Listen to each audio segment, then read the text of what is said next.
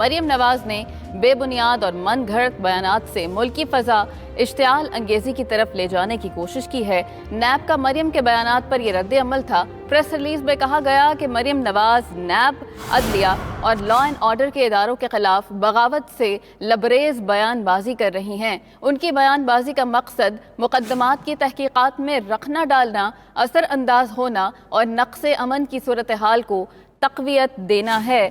मरियम नवाज के हवाले से नैब का ये कहना था कि मरियम नवाज नैब की तहकीकात और कार्रवाई में रखना डालने की कोशिश कर रही हैं। मरियम नवाज के हवाले से आपको ये बता रहे थे। अब पीडीएम का कुछ जिक्र कर लें तो पीडीएम में इख्तलाफात खुलकर सामने आ गए। पीपल्स पार्टी का असम्बलियों से मुस्ताफ़ी होने से इनकार। पीडीएम सरबराही इजलास में कहा कि असम्बली छोड़ना इमरान खान को मजबूत करना है। ऐसे फैसले ना करें जिससे हमारी राहें जुदा हो जाएं। आसिफ जरदारी ने मजीद कहा कि मियाँ साहब आप मेहरबानी करके पाकिस्तान तशरीफ ले आएं। इसहाक डार सेनेट इंतखाब के दौरान वोट डालने तक नहीं आए। आपको ये बता रहे हैं कि पीडीएम इंतशार फैला रही है। पीडीएम के अंदर इख्तलाफात अब खुलकर सामने आ गए हैं। पीपल्स पार्टी का असम्बलियों से इस मुस्तफ़ी होने से इनकार। पीडीएम सरबराही इजलास में कहा कि असम्बली छोड़ना इमरान खान को मजबूत करने के मुतरादिफ है। इस वक्त ज्वाइन किया है वफाकी वज़ीर दाखिला शेख रशीद साहब ने। बहुत शुक्रिया शेख रशीद साहब आपके वक्त का। शेख रशीद साहब, आज का जो पीडीएम का सरबराही इजलास था उसमें बहुत इख्तलाफात सामने आए हैं। पीपल्स पार्टी इस्तीफ़े देने पर रजामंद नहीं है, जबकि मौलाना साहब ये चाहते हैं कि इस्तीफ़े दे लिया जाएं। आपको क्या मुस्तकबिल नज़र आता है पीडीएम का? इस तरह तो इख्तलाफ सामने आ गए हैं। मेरे ख्याल में 3 दिन पहले ही आसिफ जरदारी ने ये बयान कर दिया था या कह दिया था नवाज शरीफ को कि हम इस्तीफे नहीं देंगे और उनके बगैर अगर ये इस्तीफे दे सकते हैं तो फिर आज शाम को इनको फैसला करना होगा। लेकिन मुझे ऐसे दिखाई देता है कि इस्तीफों के मसले में ये बेल मंडेर नहीं चढ़ेगी और बाकी ये धरने का फैसला या उनके लॉन्ग मार्च का फैसला वो भी हम इंतजार कर रहे हैं जब ये फैसला आज इन्होंने करना है।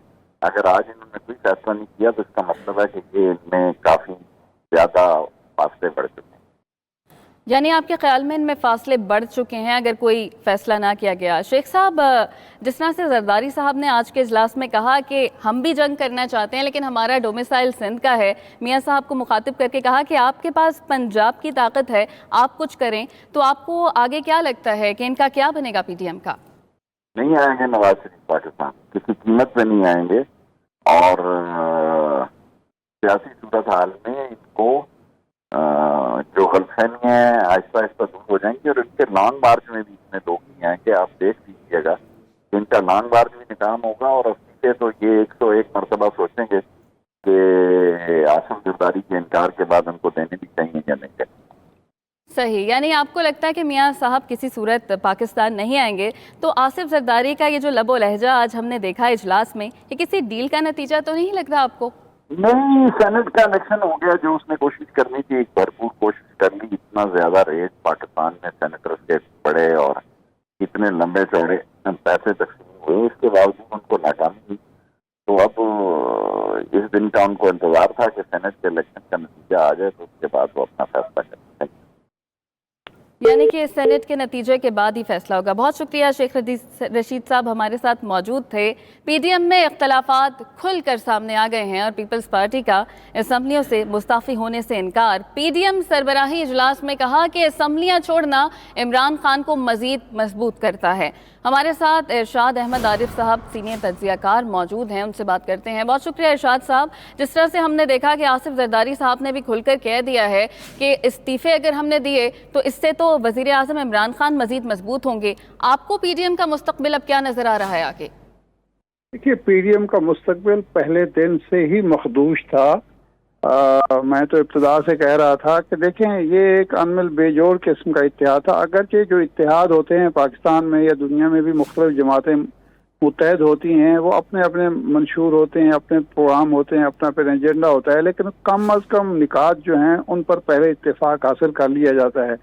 ये पहले इत्तेहाद था, जो इत्तेहाद तो कायम हो गया लेकिन उनके दरमियान इत्तेफाक राय के लिए आज तक कोशिशें जारी हैं और वो हो नहीं पा रहा। इत्तेफाक राय के बगैर कोई इत्तेहाद कामयाब नहीं हो सकता। अब आज के इजलास से तो बिल्कुल हमारे जो अंदेशे थे या खदशात थे या तजिए थे वो दुरुस्त साबित हो रहे हैं। मियाँ साहब चाहते हैं, चूँकि मैं खुद खेल में शरीक नहीं हूँ तो किसी और को भी नहीं खेलने दूंगा। जरदारी साहब खिलाड़ी हैं, खेल में रहना चाहते हैं और वो समझते हैं सिस्टम में रहते हुए हमें जद्दोजहद करनी चाहिए। उन्हें एक तजर्बा है मोहतरमा बेनज़ीर के दौर का भी, भुट्टो के दौर का भी। देखिए, बेनज़ीर भुट्टो ने अपने भाई को छोड़ दिया था लेकिन सियासत नहीं छोड़ी थी, और वो जो सियासत थी उसमें ये था गिव एंड टेक था, और सिस्टम में रहते हुए उन्होंने सियासत की थी, वो इंतहा पसंदी की तरफ नहीं गई थी। मियाँ साहब जो हैं वो इंतकाम पर तुले हुए हैं, वो तसादुम चाहते हैं, वो नाम लेके फौज के सरबराह का, ISI के सरबराह का इल्ज़ाम तराशी करते हैं, जो ज़ाहिर बात है किसी सियासतदान को ज़ेब नहीं देती।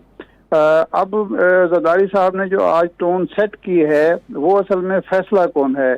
उन्होंने 2-3 ऐसी शर्तें रख दी हैं जो मियाँ साहब को किसी सूरत पे कबूल नहीं हो सकती। वो चाहते हैं कि मियाँ साहब मुल्क में वापस आएँ, मियाँ साहब बिल्कुल इसके लिए तैयार नहीं है। वो चाहते हैं हम सब जेलों में चले जाएं, इसके लिए ना मियाँ साहब तैयार हैं ना मरियम साहबा तैयार हैं। तो वो फिर बेल कैसे मंडे चलेगी। उन्होंने ताना भी दिया कि देखें सेनेट के इलेक्शन हो रहे थे और आपके जो समधी हैं इसहाक डार साहब वो तशरीफ नहीं लाए।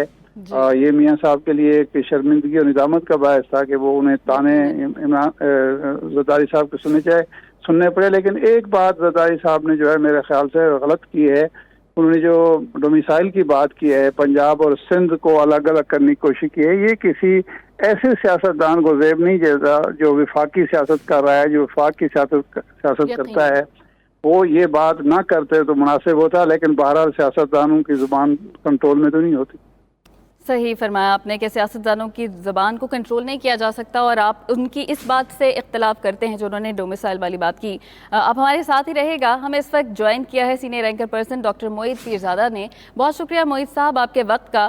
सर, कहिएगा कि जिस तरह से आसिफ जरदारी साहब ने साफ साफ कह दिया कि ऐसे फैसले ना करें जिससे हमारी राहें जुदा हो जाएं। आगे 26 मार्च आ रहा है, लॉन्ग मार्च को भी नुकसान पहुँच सकता है इससे। आपके ख्याल में पाकिस्तान डेमोक्रेटिक मूवमेंट की जो तहरीक है वो अब किस तरफ जाएगी इस बयान के बाद? देखिए, पहले तो जब पाकिस्तान डेमोक्रेटिक मूवमेंट की तहरीक का सितंबर-अक्टूबर 2020 में आगाज हुआ था ऑल पार्टी कॉन्फ्रेंस के बाद, उसी वक्त जो सियासी तजज़ियाकार थे, टेलीविजन एंकर पर्सन थे, बहुत मित्र थे, उनको उस वक्त ये एहसास था कि जो बेसिक इंटरेस्ट है, पॉलिटिकल इंटरेस्ट। जी सही। इरशाद आरिफ साहब भी हमारे साथ मौजूद हैं। इरशाद आरिफ साहब, आपकी जानिब आऊँगी। आपसे भी वही सवाल है कि आपके ख्याल में अब इस बयान के बाद पाकिस्तान डेमोक्रेटिक मूवमेंट जो है उसको किस हद तक नुकसान पहुँचा है? आसिफ जरदारी साहब ने तो साफ साफ कह दिया है कि ऐसे फैसले करेंगे तो हमारी राहें जुदा हैं। देखें, ये इत्तेहाद तो कायम रहेगा। मैं नहीं समझता कि आज इत्तेहाद टूट जाएगा, और इत्तेहाद जो है तहरीक भी जारी रखेगा। लेकिन जिन लोगों को ये तवक्को थी कि इत्तेहाद में इस्तीफों का फैसला हो जाए वो गलती पर थे।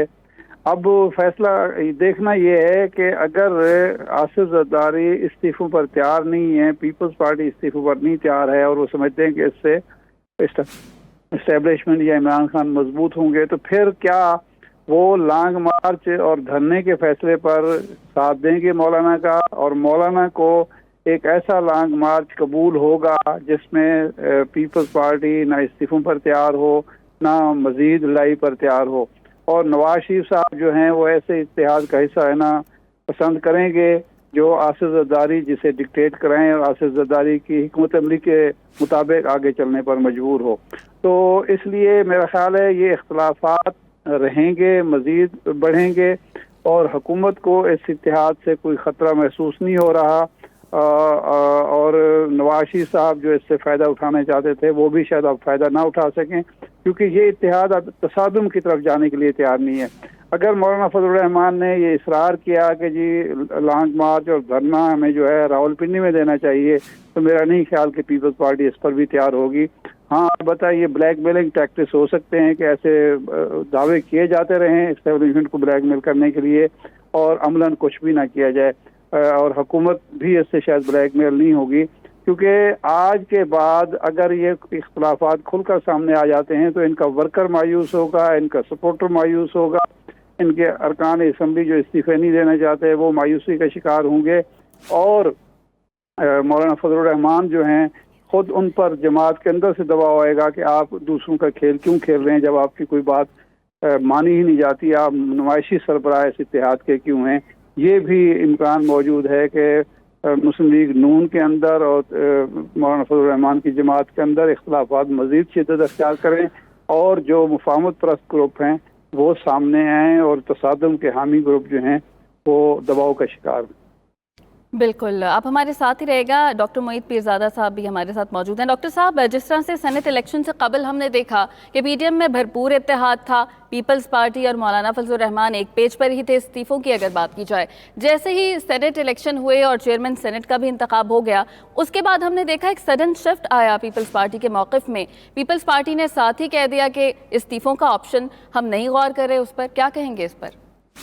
जी, मैं पहले भी यही एक्सप्लेन कर रहा था जिससे पहले हमारी लाइन डिस्टर्ब होगी कि पीपल्स पार्टी के जो मफादात और इंटरेस्ट थे पॉलिटिकल, वो हमेशा से पीएमएलएन से मौलाना फजलुर रहमान से मुख्तलिफ थे, क्योंकि पीपल्स पार्टी सिस्टम का हिस्सा थी। पाकिस्तान के दूसरे बड़े सूबे पे पीपल्स पार्टी हुकूमत कर रही है, कराची शहर और उसकी तमाम इकानमी को वो कंट्रोल करते हैं, उनकी प्रेजेंस है पार्लियामेंट के अंदर बड़ी भरपूर किस्म की, और उनकी लीडरशिप के उस किस्म के जज्बाती और इमोशनल झगड़े जो हैं वो पाकिस्तान की हुक्मरान जमात तहरीक इंसाफ से या एस्टेब्लिशमेंट से नहीं है। अगर आप देखें कि अगर प्राइम मिनिस्टर इमरान खान उस किस्म की सख्त जुबान इस्तेमाल ना करें पीपल्स पार्टी की तरफ, तो शायद पीपल्स पार्टी की तरफ से भी बहुत ज्यादा उनके खिलाफ पोजीशन भी ना ली जाए।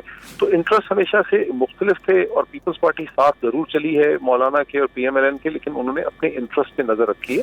और अब उनके ये जो इंटरेस्ट है कि हमें पार्लियामेंट से नहीं निकलना, हमें इस्तीफे नहीं देने हैं, वो यकीनन एक लॉन्ग मार्च कर लेंगे, लेकिन वो भी एग्रेसिव या कोई बहुत ज्यादा इंतहा पसंदी की लॉन्ग मार्च भी नहीं करेंगे। वो हुकूमत के लिए कोई ऐसे चैलेंजेस नहीं खड़े करेंगे जिससे कि निज़ाम जो है वो धड़ाम से नीचे गिर जाए। और ये चीज़ कल से भी एक्सपेक्टेड थी, तमाम अखबार के अंदर भी यही एनालिसिस छप रहा था और अब वो बात बड़ी खुल के सामने आ गई है। और जो दोनों रेटोरिकल उन्होंने आसिफ अली जरदारी साहब ने सवाल उठाए हैं कि नवाज शरीफ साहब को पाकिस्तान आना चाहिए, जेलों में हमारे साथ जाना चाहिए, वो बुनियादी तौर पर यही कह रहे हैं कि आपके साथ जो है जो आपकी टर्म्स एंड कंडीशंस हैं झगड़ा करने की, वो हमें मंजूर नहीं है, हम उस रास्ते पे नहीं चल सकते।